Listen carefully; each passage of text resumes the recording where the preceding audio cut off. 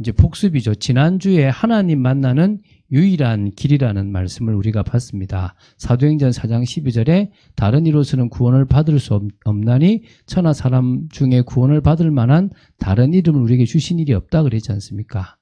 그래서 이강이해에 좀 유익한 그 사실들을 볼 건데요. 먼저 이강을 요약하면 멸망 상태가 정말 저주받은 상태고 고통의 상태고, 그래서 불신자들이 그 불신자 상태라고 말하는 심각한 저주와 재앙의 상태에서 벗어날 수 없는데 그 배후에 사단이 있다는 거예요.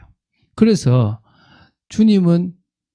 하나님은 그 사단의 권세를 꺾고 우리를 구원할 오직 예수 그리스도를 이 땅에 보내셨고, 우리는 그분을 믿음으로 말미암아 하나님을 만나고 멸망의 상태에서 벗어나는 축복을 누릴 수가 있다는 겁니다. 자, 그러면은 오늘 우리가 좀 먼저 볼 게 사단에 대한 이해예요. 우리가 사단에 대해서 정확하게 알지 못한다면 우리는 어떤 부분에서 계속 속아갈 수밖에 없는 부분들이 있다는 것입니다. 그래서 사단에 대한 이해를 좀 할 필요가 있는 거죠. 사단의 이해를 하는 부분에서 우리가 먼저 사단은 누구냐? 타락한 천사예요. 이사야 14장 12절부터 14절에 보면 너 아침의 아들 계명성이여 어찌 그리 하늘에서 떨어졌으며 너 열국을 엎은 자여 어찌 그리 땅에 찍혔는고 내가 내 마음에 이르기를 내가 하늘에 올라 하나님의 뭇별 위에 내 자리를 높이리라. 내가 북극 지폐의 산 위에 앉으리라. 가장 높은 구름에 올라 지극히 높은 이와 같아지리라. 이 지금 교만이죠. 이게 지금 바로 사단에 대한 그런 이해로 지금 이제 보고 있거든요. 그러니까 원래는 천사였는데 그 천사가 타락했다는 거죠. 에스겔서 28장 13절부터 15절 보면은 내가 옛적에 하나님의 동산 에덴에 있어서 각종 보석 곧 홍보석과 황보석 뭐 금강석 이렇게 여러 보석들을 단장했다. 아름답게 꾸며졌죠. 그리고 내가 지음을 받던 날에 너를 위하여 소고와 비파가 준비되었다. 그래서 소고와 비파가 준비되었다라는 것 때문에 찬양하는 그런 사역자로 이렇게 우리가 그러니까 천사 중에서 찬양을 담당했던 그런 천사로 보고 있는 거죠. 그리고 너는 기름 부음을 받고 지키는 그룹이며 내가 너를 세우며 내가 하나님의 성산에 있어서 불타는 돌들 사이에 왕래하였다 이렇게 표현합니다. 그래서 내가 지음을 받던 날로부터 내 모든 길에 완전하더니 마침내 내게서 불의가 드러났도다. 하나님 처음 인간을 만드셨을 때, 그 천사를 만드실 때는 완전한 존재, 그런 존재였는데 마침내 불의가 드러났다는 거죠. 유다서 1장 6절에도요. 결국은 타락했다. 그런 부분에 메시지가 있는 겁니다. 그런 부분에서 지금 계속적으로 원래는 천사였는데 타락해서 타락한 천사들의 우두머리가 됐고요. 그래서 그 타락한 천사들을 귀신, 악년들이라고 이렇게 이름을 한다라고 보시면 되겠습니다. 자, 그러면 그 다음 단계로 좀 볼 것이 이제 이름과 뜻입니다. 계시록 12장 9절에 보면요. 큰 용이 내쫓기니 옛뱀 곧 마귀라고도 하고 사단이라고도 하며 온 천하를 꿰는 자라. 그가 땅으로 내쫓기니 그의 사자들도 함께 내쫓겠다 그랬습니다. 그와 함께. 그래서 여기 보면 큰 용이라 그래요. 그리고 뭡니까? 옛뱀이라고 말을 써요. 그런데 마귀라고도 하고 사탄이라고도 해요. 그러니까 어떤 얘기냐면 원래 타락하기 이전에는 그러니까 배로 기어다니지 않았던 큰 용, 다리가 있었던 큰 용, 옛뱀이라는 겁니다. 근데 그게 이제 저주를 받아서 배로 기어다니게 됐는데요. 근데 이름이 마귀라고도 하고 사탄이라고도 하잖아요. 그죠? 요거에 대해서 좀 봤으면 좋겠습니다. 히브리어로 사탄이라는 단어를 저렇게 씁니다. 그리고 헬라어로 디아블로스라는 단어를 저렇게 씁니다. 근데 우리 성경에서 사탄은 그냥 사탄으로 번역했어요. 그리고 디아블로스는 마귀로 번역했어요. 그러니까 마귀라고도 하고 사탄이라고도 하는, 그러니까 신약 성경에 어떤 성경은 디아블로스라고 쓰고 어떤 성경에는 헬라어로 사탄이라는 단어로 쓴 거예요. 결국은 뭡니까? 같은 말이라는 거죠. 근데 여러분 루시퍼란 말 들어봤죠? 루시퍼란 말은 우리 성경에 안 나와요. 우리가 가지고 있는 히브리 사본에도 나오지 않습니다. 어디 나오냐 그러면요. 이사야 14장 12절에 너 아침의 아들 계명성이여라는 이 말이요. 70인역이라고 헬라의 그 알렉산더 대왕이 히브리어 학자 70명을 불러가지고 구약 성경을 헬라어로 번역했던 70인역이 있는데 그 70인역에 너 아침의 아들 계명성이여라는 단어를 루시퍼라고 쓴 거예요. 그거를 KJV라는 성경에서 루시퍼라고 써서 루시퍼라는 말이 나오게 되었다는 거예요. 근데 어쨌든 뜻은 뭐냐? 그 이름의 뜻이 대적자, 회방자, 이간자 이런 뜻이 있다는 거예요. 그럼 우리가 볼 것이 뭐냐면 이 사단의 활동이에요. 사단은 어떤 활동을 주로 하느냐? 그게 우리가 좀 봐야 될 거 아니겠습니까? 그렇죠? 일단은 주의 백성을 유혹해요. 하나님의 말씀을 못 받고 그 말씀에 순종하지 못하고 불순종하도록 만드는 겁니다. 아담과 하와를 불순종하게 만드는 일을 했다는 거예요. 그런데 그 정도가 아니에요. 서로 비방하게 만들어요. 그러니까 사단에게 속는 사람들이 비방하고 싸우는 거예요. 그리고 뭐냐? 질병과 고통을 인간에게 가져다 줘요. 또 그러면서도요. 의로운 자를 대적하는 거예요. 의롭고 믿음 있는 자를 대적하고 의로운 자들을 하나님께 고발하기도 하는 거예요.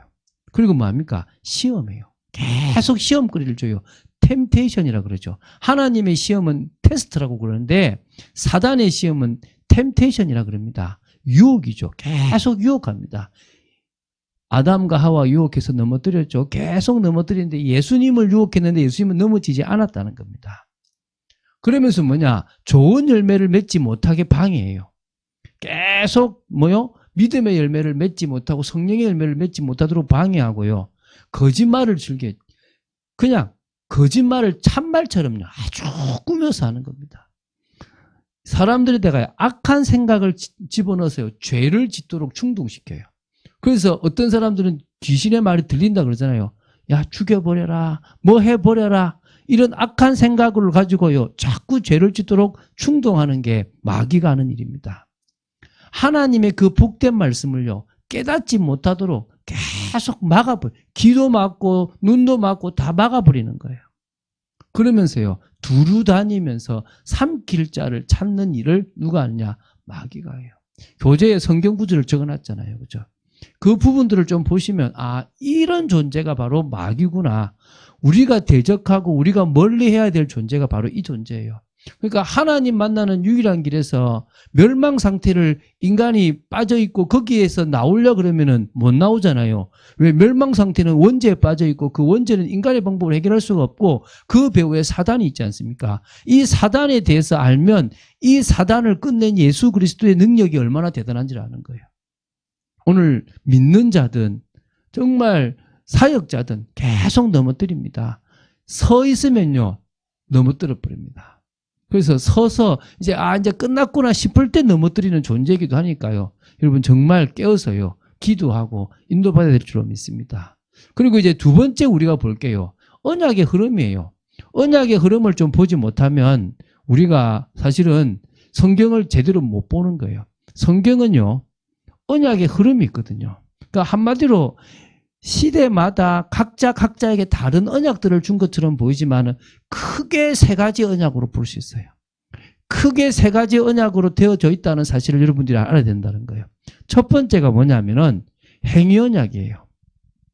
이게 바로 원래 인간, 처음 창조된 사람의 그 모습을 그대로 계속 유지하고 이끌어갈 수 있고 하나님과의 관계를 유지할 수 있는 거예요. 선악을 아는 나무 열매를 뭡니까? 먹지 말라는 거예요. 먹는 날에는 반드시 죽는다. 죽을 수도 있다가 아니라 반드시 그 죄 때문에 하나님과 단절돼 버리고 하나님을 떠나서 결국은 저주와 재앙의 인생을 살아가고 하나님의 진노를 말미암아 심판을 받게 될 거라는 거예요. 창세기 1장 27절에 우리는 하나님과 교제하잖아요. 이 언약을 지키면 그 교제가 계속되는 거예요. 28절에 생육하고 번성하고 충만하고 정복하고 다스릴 뿐만 아니라 안식, 에덴, 가정 등 많은 축복을 누릴 수 있었다는 거예요. 그 정도가 아니라 선악을 알게 하는 나무의 열매를 먹지만 않는다면 우리는 이걸 계속 누릴 수 있는 겁니다. 먹는다면 복을 잃어버리고 죽게 된다는 거예요. 여러분, 그래서요, 그것을 따먹고 범죄해서 죽어버린 인간을 위해서 하나님이 주신 언약이 두 번째 복음 언약이라는 거예요. 그게 바로 메시아 그리스도로 이어지는 거예요. 메시아는 히브리어고 그리스도는 역시 헬라어입니다. 같은 말입니다. 기름 부음 받은 자, 이런 뜻이에요. 근데요, 하나님이 인간에게 벌을 내리고 저주하기 전에 가장 먼저 하셨던 게 뭐냐 그러면 그게 창세기 3장 15절에 여자의 후손을 보내주겠다는 거예요. 그걸 우리는 원시 복음이라고 이야기를 하는 거예요. 여자의 후손, 다시 말하면 아담의 후손이 아닌 원죄가 없는 여자의 후손이 온다면 그 여자의 후손이 뱀의 머리를 박살내는 사단의 일, 멸망 상태의 일을 끝낼 수 있는 그 근거를 마련해 준다는 거예요. 근데 이 여자의 후손인 메시아 그리스도를요, 구약에요, 꼭 퍼즐에 조각을 맞춰 가듯이요, 조금씩 준 거예요. 그 조금씩 줬는데, 예를 들면 창세기 3장에 범죄한 인간을 위해서 가죽옷을 지어 입어요. 그럼 가죽옷은 피를 흘려야 되잖아요. 그 가죽옷이 퍼즐의 한 조각이에요. 아벨에게는 피제사, 가인과 아벨에게 똑같이 말했는데 아벨이 그 피제사를 드리면서 또 퍼즐의 한 조각을 맞추는 거예요. 노아는 방주를 만들면서 아브라함은 가나안의 땅과 자신의 씨라는 이 언약을 붙잡고요. 출애굽할 때 모세는 희생제사, 유월절이라는 출애굽기 3장 18절에 그 언약을 붙잡고요. 그러면서요, 성막, 성전, 이게 또 그리스도를 예표하거든요.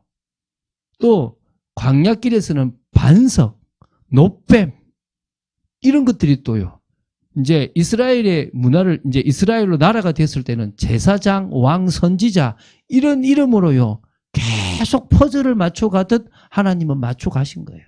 다윗의 후손, 이렇게. 그게 결국은 예수 그리스도로 완성이 되는 거예요. 마태복음 1장 21절에 아들을 낳으리니 그 이름을 예수라 하라. 그런 자기 백성을 그의 죄에서 구원할 자다, 이렇게 한 거예요. 그리고 또 처녀가 잉태하여 아들을 낳을 것이니 그 이름을 임마누엘이라. 하나님이 우리와 함께 하신다, 이거잖아요. 이거를 알았던 사람들이 그리스도를 고백했어요. 주는 그리스도시요 살아계신 하나님의 아들이십니다. 당신은 나의 주인데 당신이 바로 그리스도입니다라고 예수님을 그리스도로 고백했죠. 하나님이 세상을 너무나 사랑하셔서 예수 그리스도 독생자 한 분을 이 땅에 보내셔서 우리를 대신하여 십자가에 죽게 하심으로 말미암아 멸망받을 우리를요, 영생을 얻도록 만들어 주셨다는 거예요. 요한복음 19장 30절에 내가 다 이루었다, 이 말씀하셨어요.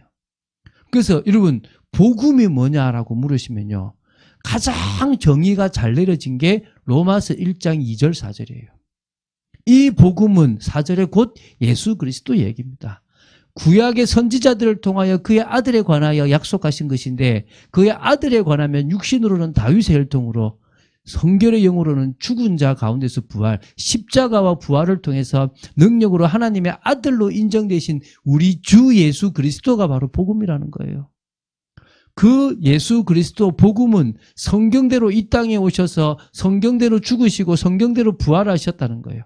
그래서 우리의 주가 되시는 거예요. 그렇게 완성되는 겁니다. 핵심은 뭐냐? 그리스도의 삼직이에요. 계속 나오잖아요. 제사장직, 마가복음 10장 45절 대속물로 죽으셨다. 베드로전서 3장 18절 단번에 십자가에 죽음으로 우리의 죄를 대신하셨다. 두 번째, 왕입니다. 왕. 요한일서 3장 8절 마귀의 일을 멸했다. 선지자입니다. 하나님 만나는 길을 여셨다. 이 그리스도의 삼직을요, 십자가와 부활이라는 그 일을 통해서 이루신 거예요.